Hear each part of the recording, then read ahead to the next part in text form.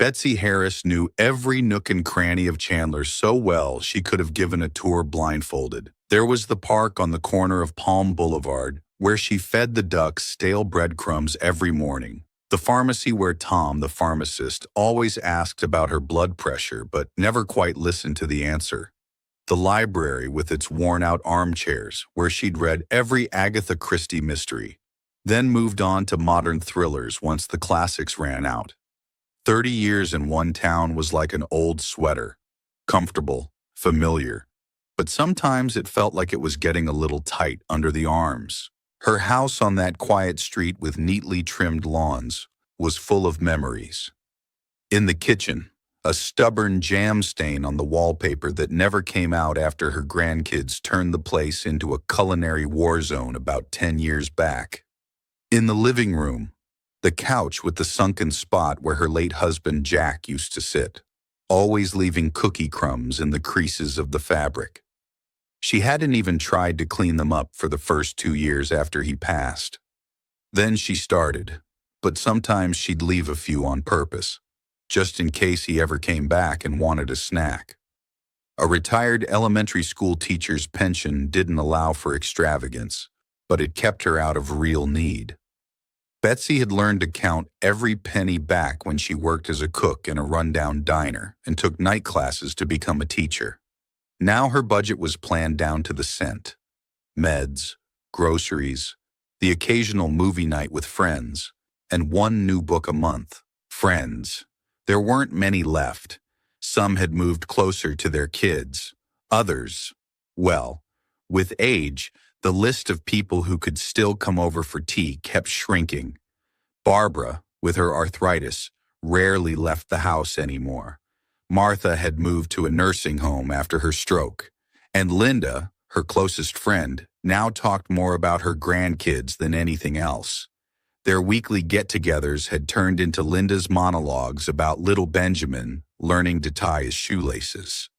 Betsy loved kids, but after 30 years in a classroom, sometimes she just wanted to talk about something else. Still, she clung to this rhythm of life like a lifeline. Mornings started with a blood pressure pill and checking the weather on her old tablet, the one her grandson had set up for her 5 years ago. Then came the walk to the park, where she exchanged hellos with the same faces. Mr. Douglas walking his dachshund and Mrs. Clark, who never missed a chance to complain about her back. They'd trade a few words about the weather, then go their separate ways. But over the last 2 years, that routine had started to crack. First, her knees.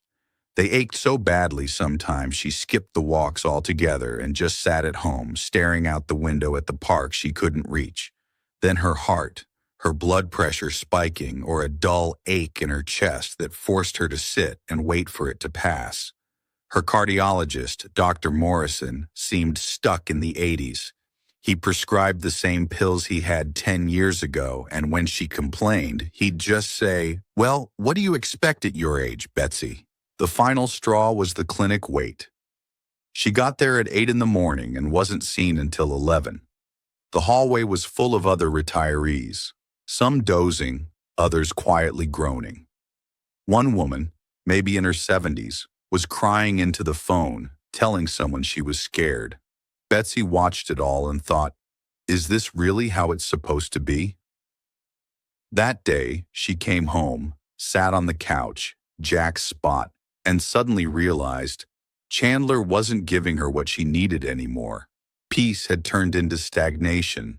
Familiar streets felt like a cage.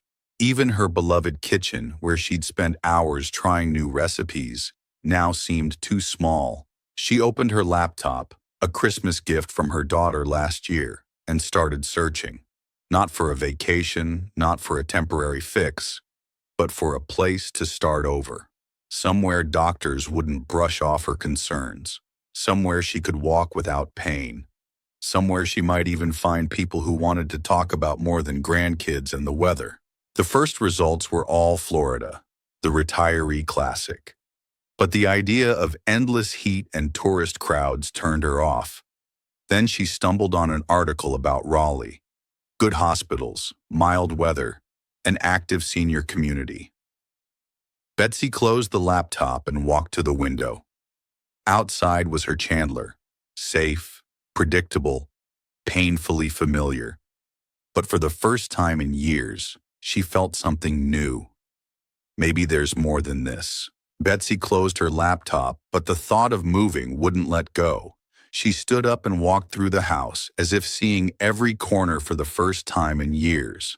There was the bookshelf, half the titles she'd reread at least 3 times. The cabinet with the dishes, missing 2 plates, shattered during a particularly heated political argument with Jack. The refrigerator, its magnets holding postcards from the kids. The last one had arrived 3 months ago. She sat at the kitchen table, pulled out a notepad and pen. Betsy had always loved lists, grocery lists, to-do lists, books to read lists. Now in front of her lay the most important one of her life. Reasons I should leave. First on the list, health. She remembered how just last week, Dr. Morrison had handed her a prescription without even glancing at her test results. Try this. If it doesn't help, come back in a month.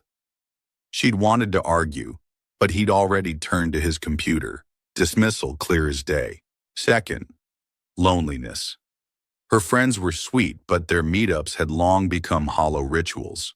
Even Linda, who used to have her doubled over laughing at stupid jokes, now talked only about her grandkids. Sometimes Betsy caught herself nodding along without listening. Third, routine. The same mornings, the same park, the same greetings. Good morning, Mrs. Clark. How's your back? Nothing new, no surprises, not even bad ones. She wrote the 4th item, fear. Fear of becoming that weeping woman on the phone from the clinic. Fear that one day she'd collapse on the kitchen floor after a stroke, and hours would pass before anyone noticed. The notepad stayed open when she went to bed. By morning, Betsy woke up certain her decision was made. But before telling the kids, she needed to make sure she wasn't romanticizing Raleigh. First call, Duke University Hospital. After 20 minutes on hold and 3 transfers, she finally spoke to an administrator in cardiology. A woman named Sarah walked her through the intake process, paperwork, even recommended specialists for her condition. No, at your age, no, what do you expect? Just facts and options. Next, housing. To her surprise, renting a small apartment in Raleigh would cost less than maintaining her Chandler home, once taxes and insurance were factored in. On one active retirement community's website, she found photos, cozy courtyards, a pool, a shared kitchen for events. The reviews mentioned weekly cooking classes. But the real shock was the local forum. Betsy, who'd never joined online discussions before, registered and asked, "Any tips for a retiree moving to Raleigh?" Within an hour, she had 12 replies, from grocery store recommendations to book club invites. One woman even offered to help with the move. The kids reacted differently. Her daughter, the perpetual worrier, panicked. "Mom, you're 65. How will you manage alone in a new city?" Her son was calmer. "If it's better for you, why not? We'll visit." The hardest part was telling Linda. Over coffee, when Betsy broke the news, her friend burst into tears.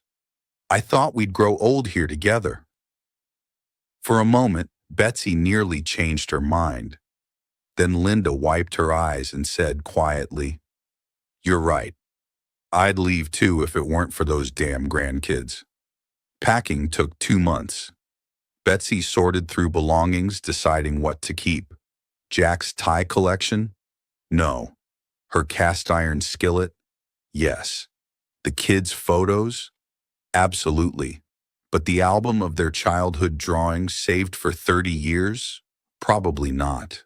The house sold faster than expected. A young couple with a child fell in love with her kitchen and garden. When they asked why she was selling, Betsy simply said, "Because it's not too late to try something new." Her last days in Chandler felt surreal. She noticed details like never before. The way sunlight hit the living room floor at 7 a.m., the scent of jasmine by the porch at dusk, the creak of the third stair. She memorized them, knowing nostalgia would hit hard one day. On moving day, she woke at 5 a.m., made coffee, and stepped outside. The town was still asleep. Betsy inhaled the familiar air deeply, then turned and locked the door, not for the day, but for good. In the car, while the movers finished loading, she opened the notepad. Under reasons I should leave, a new line had been added the night before. Because I'm still alive. The engine started. Betsy exhaled and pulled away without looking back. Ahead lay 6 hours of road, a new home, and a life she'd chosen for herself. Betsy's drive to Raleigh took nearly 7 hours instead of the planned 6. She made 2 unplanned stops at gas stations to stretch her legs and check if the suitcase with her medications was still securely tied to the roof. The second time turned out to be a false alarm, but better safe than sorry, as her late husband used to say. By noon, she was already cursing her GPS, which stubbornly led her down back roads despite a perfectly straight highway clearly visible on the map. When the first Raleigh high-rises finally appeared on the horizon, Betsy felt neither excitement nor fear, just a strange numbness somewhere beneath her ribs. She rolled into the city running on fumes with an empty stomach and a full bladder, which, as everyone knows, is the worst possible combination for decision-making. The first gas station at the city limits became the site of her first humiliation in her new home. She spent half an hour trying to figure out how the pump worked before finally giving up and asking the cashier for help. The kid, a 20-something with one earbud still in, looked at her with pity and said, "Ma'am, you gotta insert your card first." The apartment looked exactly like the photos, only smaller. Betsy stood in the middle of the nearly empty living room, listening to her footsteps echo off the bare walls, and thought about how, back in Chandler, the new owners were probably already hanging their pictures on what used to be her wallpaper. The movers, 2 Mexican brothers, had hauled in her boxes in half an hour, taken their tip, and left her alone with the chaos. The first thing Betsy unpacked was her coffee maker. Not the fancy new one she'd bought specially for the move, but the old battered one she'd kept for 20 years. As she brewed her first cup in the new place, her hands shook so badly she spilled water all over the counter. But that first sip was like coming home. The same taste, the same smell, even though the water here was clearly different. She started unpacking the kitchen first because her teacher's instinct told her that if she could organize the cooking space, everything else would somehow fall into place. But by the third box, Betsy realized she'd made a strategic mistake. Back in Chandler, she'd had a huge pantry, but here, there were only 3 tiny shelves. Sitting on the floor, surrounded by pots and pans, trying to figure out where to fit the skillets, she suddenly laughed. Here it was, her first real test in this new life, a puzzle called, "Where the hell does the colander go?" By evening, when most of the boxes were at least opened, Betsy realized she'd forgotten to buy groceries. The supermarket 2 blocks away glowed like a beacon of salvation. She grabbed the biggest cart, just in case, and immediately got lost between the aisles. Why was the milk next to the chips? Where was the bread? An older woman in a purple vest, Betsy would later learn these were volunteer senior advisors, gently asked, "Need some help, sweetheart?" 10 minutes later, Betsy knew not only where the bread was, but also which days had fish discounts, which cheese to avoid, and that they gave out free coffee samples on Wednesdays. On her way back with the groceries, it suddenly hit her. She couldn't remember what her new building looked like. All these brick 3-story complexes seemed identical. Slowing her pace, she panicked quietly and with dignity until she spotted her car parked out front. Her trusty old Honda Accord with Arizona plates, now her only landmark in this city. Her first night in the new apartment passed in a strange half-awake haze. Betsy tossed and turned on the unfamiliar mattress, listening to the unfamiliar sounds, a door slamming somewhere, laughter outside, a steady thumping from the ceiling. The upstairs neighbor was clearly still awake. At 3 a.m., she got up to check if the front door was locked. It was. If the stove was off. It was. And where her blood pressure pills were. Blue box, kitchen. Morning began with a minor disaster. Betsy, used to Arizona's dryness, hadn't accounted for Raleigh's morning humidity. Her favorite cereal, left in the open box overnight, had turned into something rubbery. Breakfast became an improvisation. Peanut butter toast and a banana, eaten to the sound of local radio, which for some reason only played 90s country hits. Her first official errand in the new city was a trip to the DMV to update her driver's license. Betsy had prepared like she was taking an exam, folder of documents, printed forms, even her own pen. Reality, as usual, exceeded expectations. The line at the DMV stretched halfway down the hallway, the air thick with the smell of disinfectant and human patience hanging by a thread. Betsy leaned against the wall, her folder of documents resting on her knees, bracing herself for the long haul. Next to her sat a woman with a child who was methodically banging a toy car against a plastic chair, while across from her, a man in a cowboy hat loudly complained on the phone about the system. Betsy caught snippets of his rant and mused that back in Arizona, the lines had been shorter but slower.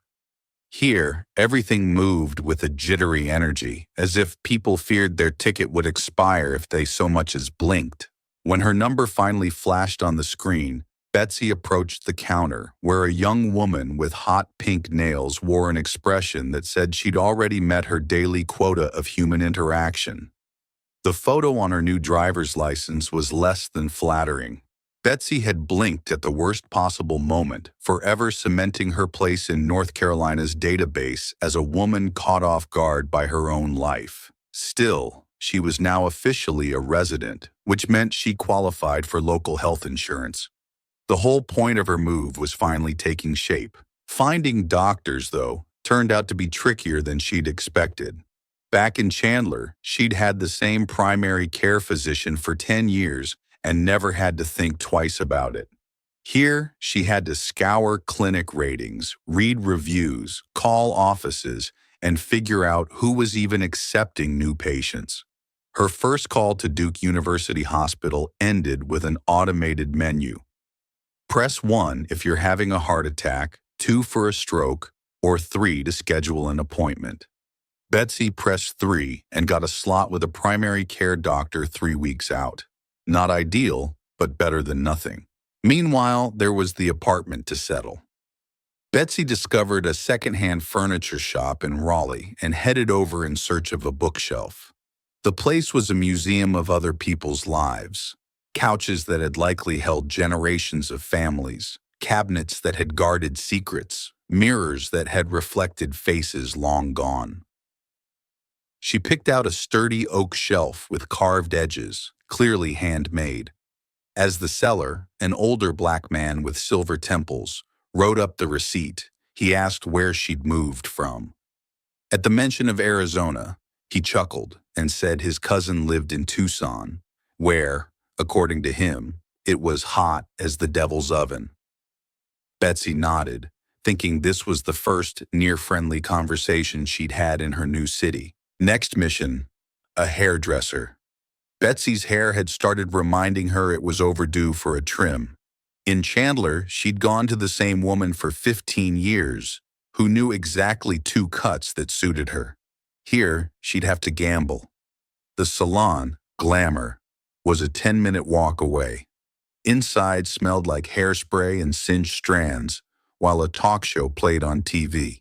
A woman in a pink pantsuit yelling at a man in a pink tie. The stylist, Charmaine, draped a towel around Betsy's neck and asked, "What are we doing today?" Betsy froze. She was used to saying the usual, but now the decision was hers. Finally, she waved a hand and said, "Just Nothing that'll age me.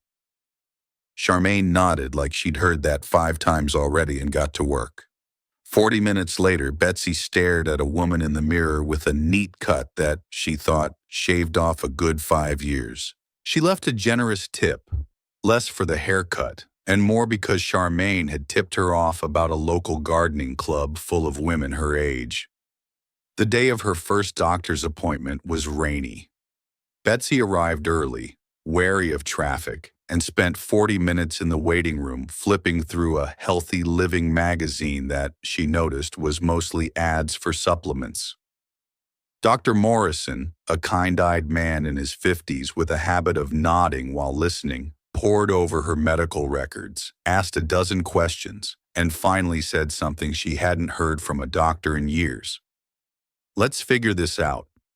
He ordered tests, referred her to a cardiologist, and even asked how she was adjusting to the city.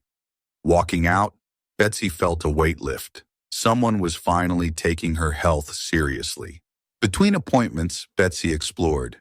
She found a library 2 bus stops away, a cozy building with big windows and the smell of old books, the same whether in Arizona or North Carolina. The librarian, Miss Evelyn, was a gold mine. She signed Betsy up for a card, told her about the weekly book club, and even printed a bus schedule. Betsy left with 3 books and the sense that she was syncing with the city's rhythm. One morning, skimming the local paper, she spotted an ad for a senior Nordic walking group. Sessions were in a park 15 minutes from home. Betsy hesitated. Her knees weren't always team players, but decided to try it. The group was a mix. Spry 70-year-olds who moved like 20-somethings and newcomers like Betsy taking tentative steps. The instructor, Gloria, handed her poles, demonstrated the basics, and promised her knees would thank her in a month. Afterward, a few women invited her to a nearby cafe, a tiny spot with checkered curtains and the smell of fresh pastries. Over coffee, they asked about Arizona, laughed at her first impressions of Raleigh, and tipped her off to the best produce stands. Betsy listened, nodding, realizing she was growing something like a social circle, fragile as early ice, but there. That evening, she called her daughter and, to her own surprise, had more to report than just doctors and bureaucracy. She talked about new faces, the library, the odd but endearing habit of cashiers asking how her day was, even if she was just buying a loaf of bread.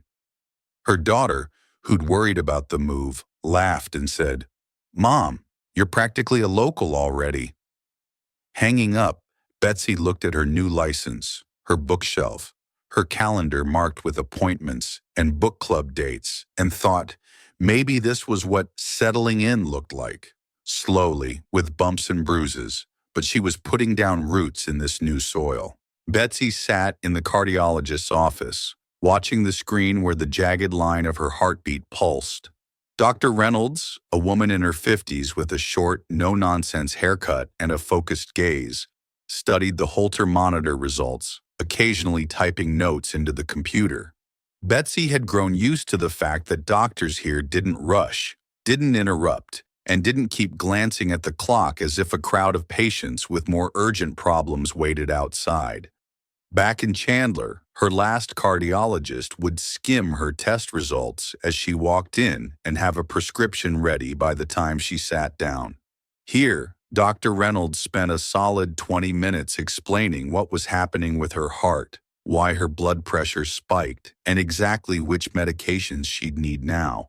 She even sketched a diagram on a piece of paper, simple lines so Betsy could visualize how her cardiovascular system worked. When the appointment ended, Betsy walked out with a prescription, a list of exercises, and a strange mix of relief and mild irritation at herself. Why had she put up with her old doctor for so long? Why hadn't she moved sooner?